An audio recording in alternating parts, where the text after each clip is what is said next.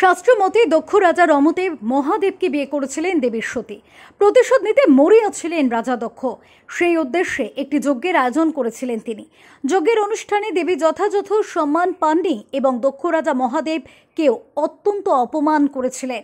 দেবীর সতীর স্বামীর সে অপমান সহ্য করতে পারেননি। দেবী সেই যজ্ঞের আগুনে নিজেকেই আহুতি দেন।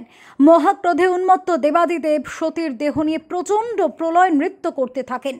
ভগবান বিষ্ণু প্রলয় থামাতে দেবীর দেহ ৫১টি খণ্ডে বিভক্ত করেন, যা সৃষ্টি করে ৫১টি সতীপীঠ।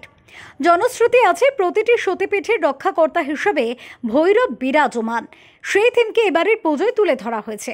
পুজো কমিটির সভাপতি পঞ্চানন বর জানিয়েছেন, দেশ বিদেশে থাকা ৫১ পীঠ দর্শন সবার পক্ষে সম্ভব নয়, তাই শারদ উৎসবে সবার কাছে শিবের এই ৫১টি রূপ তুলে ধরা হচ্ছে। ভারতবর্ষে এই সতীপীঠ এবং ভৈরবের পীঠ বিভিন্ন স্থানে রয়েছে। বিভিন্ন মানুষের যাওয়া আসা বড়ই সমস্যার ব্যাপার, সেই জন্য আমরা এক জায়গায় তুলে ধরার চেষ্টা করেছি ছোট লোকেরা স্কুল ময়দানে। মূর্তির সহ মণ্ডপ তৈরি হতে ৬ মাস সময় লেগেছে। উদ্বোধন করবেন মেদিনীপুরের সাংসদ জুন মালিয়া এবং এগরার বিধায়ক তরুণ কুমার মাইতি।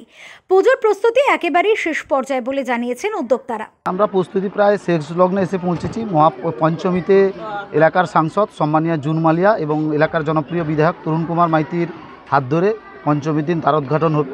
তারপর এই 4টা গ্রাম পাশাপাশি উড়িষ্যা, কোলাঘাট, উত্তর চব্বিশ পরগনা, দক্ষিণ চব্বিশ পরগনা থেকে সামনের বছর আগের বছর যে আমরা সতী মায়ের ৫১ পীঠ করেছিলাম, বহু দর্শনার্থী এসেছিল। সেই দর্শনার্থীর ইচ্ছাকে আমরা মর্যাদা দিয়ে এই বছর সতী মাতার যে ৫১ পীঠ আমরা ভৈরব করতে পারিনি, এই বছর ৫১ পীঠ ভৈরব করছি। আশা করছি এখানে মানুষজন আসবেন প্রচুর পরিমাণে। আমরা সুষ্ঠুভাবে মানুষজনকে এই ৫১ পীঠ ভৈরব দর্শন করার জন্য ব্যবস্থা করেছি। ৪৫তম বর্ষে পদার্পণ করা এই উৎসব ঘিরে এলাকার মানুষ কটা দিন আনন্দে মেতে উঠবেন, এমনটাই আশা করছেন পুজোর আয়োজকরা। পূর্ব মেদিনীপুর এগরা থেকে প্রদীপ মাইতির রিপোর্ট, ওঙ্কার বাংলা।